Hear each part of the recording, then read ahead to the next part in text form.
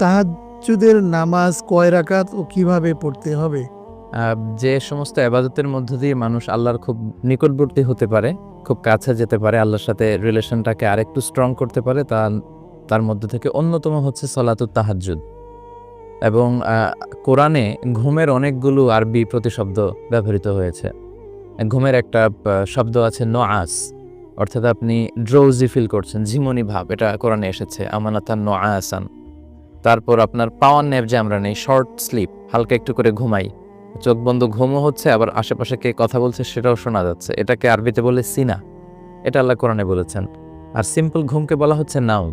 এই দুটাকে এক আয়াতে আল্লাহ বলেছেন যে লা তাখুযুহু সিনাতু ওয়ালা নাউম। আল্লাহর তন্দ্রাও আসে না, আল্লাহর ঘুমও আসে না। তো ঘুমের সবচেয়ে গভীর যে পার্টটা, ওইটাকে আরবিতে বলে হুজুদ, অর্থাৎ শেষ রাতের ঘুমটা, যখন কাঁথা বা কম্বল টেনে টেনে ঘুমোতে খুব ভালো লাগে, তো ওই ঘুমটাকে আরবিতে বলে হুজুদ। তো ওই হুজুদের ঘুমকে স্যাক্রিফাইস করে যে সালাত অফার করা হয়, ওইটাকেই বলে সলাতুল হুজুদ বা সলাতুত তাহাজ্জুদ। এজন্য আল্লাহ তাআলা সলাতুত তাহাজ্জুদ যারা অফার করেন, আদায় করেন, তাদেরকে খুব পছন্দ করেন এবং তাদের মর্যাদাও আল্লাহ বাড়িয়ে দেন। আল্লাহ বলছেন ওয়ামিনাল লাইলি ফাতাহাজ্জাদ বিহি নাফিলাতাল লাকা আসা আইয়াবা আসাকা রব্বুকা মাকামাম মাহমুদা।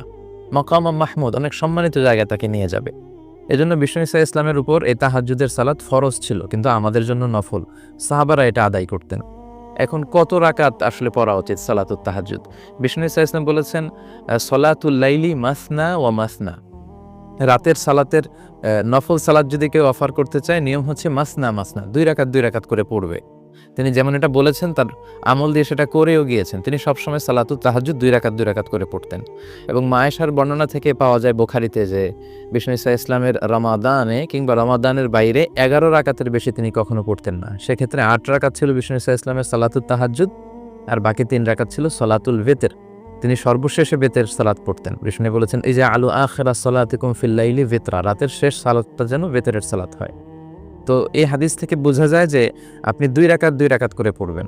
বিশ্বনবী সাল্লাল্লাহু আলাইহি ওয়াসাল্লাম 8 রাকাত পড়তেন। যদি সুযোগ হয় আপনি 8 রাকাত পড়বেন, আপনি চাইলে 8 রাকাতের কম কিংবা বেশিও পড়তে পারেন।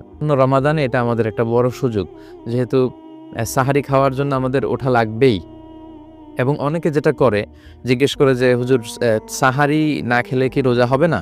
হ্যাঁ, রোজা হবে, কিন্তু আপনি সাহারি মিস করবেন না। কারণ বিষ্ণু বলেছেন তাসাহারু ফা ইন্না ফিস সাহুরি বারাকা। তোমরা সাহুর খাও, এই সাহুরের ভেতরে, সাহারির ভেতরে বরকত রয়েছে।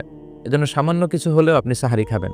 তো এই রমাদানে যেহেতু সাহারি খাওয়ার জন্য আমাদের ওঠা লাগবেই, আমরা চাইলে অজু করে সাহারি খাওয়ার আগে বা পরে 2 রাকাত 4 রাকাতে তাহাজ্জুদের অভ্যাসটা করতে পারি, যেটার মধ্য দিয়ে আল্লাহ আপনার সম্মানকে অনেক বাড়িয়ে